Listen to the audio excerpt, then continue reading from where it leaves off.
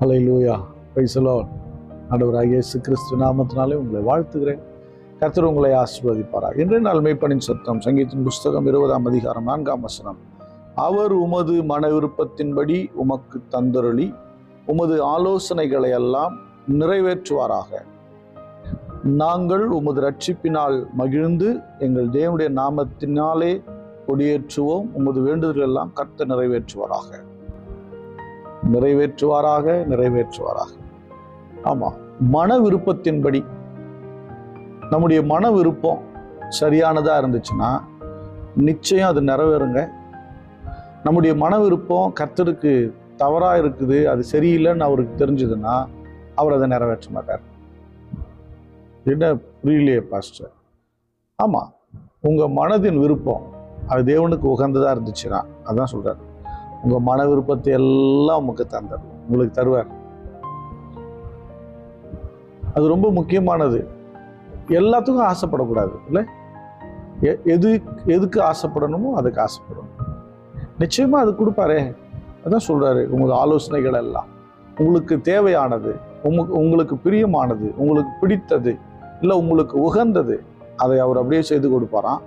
அதுக்காக நீங்க இது இப்படி இப்படி இருக்க ஆண்டவரே, இப்படி செஞ்சு கொடுத்தா நல்லா இருக்கும்னா அந்த ஆலோசனையை அவர் கேட்டுக்குவாராம். ஆலோசனை கர்த்தரே நாம் கொடுக்குற ஆலோசனை கேட்டுக்கொள்வாராம். அது மட்டும் இல்லை, சொல்றாரு, உமது வேண்டுதல்களை எல்லாம் கர்த்தர் நிறைவேற்றுவார். வேண்டுதல்கள், வேண்டிக்கொள்வல்ல, இதை செஞ்சீங்கன்னா நல்லா இருக்கும், இது கொஞ்சம் பாருங்களேன் ஆண்டவரே, அது நிறைவேற்றுறாரு.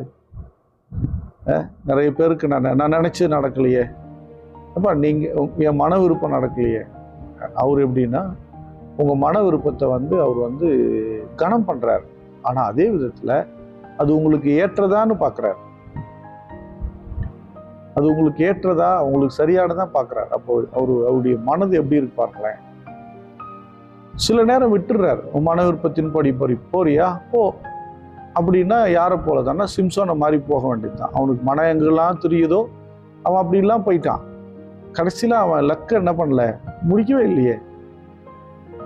பாருங்க, ஈசாக்கின் மன விருப்பம் நல்லா இருந்துச்சு, அவன் வாழ்க்கை நல்லா இருந்துச்சு. யாக்கோபின் வாழ்க்கை, யாக்கோபின் மனசு நல்லா இல்லை, அவன் விட்டாரு.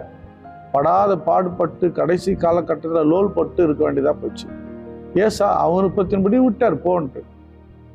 அவன் தன் பெற்றோர்களுக்கு மனநோவாவே இருக்கிறான். எனக்கு அன்பானவர்களே, உங்கள் மன விருப்பம் நீங்க எப்படி யோசிக்கணும்னா, என் தேவனுக்கு பிடிச்ச மாதிரி எனக்கு ஒரு மன விருப்பம் வரட்டுமே. சொல்லுங்க, என் தேவனுக்கு பிடித்த மாதிரி எனக்கு ஒரு மன விருப்பம் வரட்டும். நிச்சயமா நிறைவேறும்.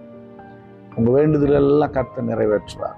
உங்களுக்கு நிறைவேற்றாம யாருக்கு நிறைவேற்ற போறார்? உங்களுக்கு செய்யாம யாருக்கு செய்ய போகிறார்? நீங்க அவருக்கு பிரியமான பிள்ளைகள். நீங்கள் அவர் நேசிக்கிற நேசகுமாரன், நீங்கள் அவர் நேசிக்கிற நேசகுமாரத்தி. உங்களுக்கு எது நலமோ அதை நிச்சயம் செய்து முடிப்பார். 100% அது விழுந்து போவதே இல்லை. அதிலே உங்கள் மன விருப்பம் இருக்கும் என்று சொன்னால் அவருக்கு மிகுந்த சந்தோஷம். அல்லேலூயா. நம்ம இதுல எப்படி எதை கண்டுபிடிக்கணும்? எங்க அப்பாவுக்கு பிடிக்குதான்னு பார்த்துட்டு மன விருப்பத்தை நிறைவேற்றிக்கணும். நம்மளும் அதை தான் ஆசைப்படணும். அல்லேலூயா. ஸ்தோத்திரம் பண்ணுவோமா? ஸ்தோத்திரம் ஆண்டவரே. மன விருப்பங்களை நிறைவேற்றுகிறவர், வேண்டுதல்களை நிறைவேற்றுகிறவர், உமக்கு ஸ்தோத்திரம் ஸ்தோத்திரம் ஸ்தோத்திரம். பரிசுத்த பிதாவையும் ஸ்தோத்திரிக்கிறோம். பார்க்கிறோம், பிள்ளைகளை ஆசீர்வதிங்க ஆண்டவரே. கைட்டு சில வேலைகளை ஆசீர்வதிங்க. பிள்ளைகளுக்கு நிறைய மன விருப்பம் இருக்கிறது. ஆனாலும் ஆண்டவரே, உம்முடைய ஆலோசனையின்படி, உடைய சித்தத்தின்படி, வேண்டுதலின்படி ஆண்டவரே பிள்ளைகளுக்கு செய்து கொடுக்கும்படியா நான் ஜெபிக்கிறேன். உங்க பிள்ளைகள் நாமத்தை உயர்த்துவாங்களே, கொடியேற்றுவாங்களே, உங்களை கொண்டாடுவார்களே. கர்த்தர் நிறைவேற்றி கொடுங்க. கைவிடாதிரும் கைவிடாதிரும். அந்த உகந்தவைகளும் பிள்ளைகளுக்கு கட்டாயம் கொடுத்து விடும், தாமதிக்காமல் கொடுத்து விடும். இயேசு கிறிஸ்துவின் நாமத்தினால் ஜெபிக்கிறேன், ஜீவனுள்ள நல்ல பிதா. ஆமென். God bless you. Bye bye.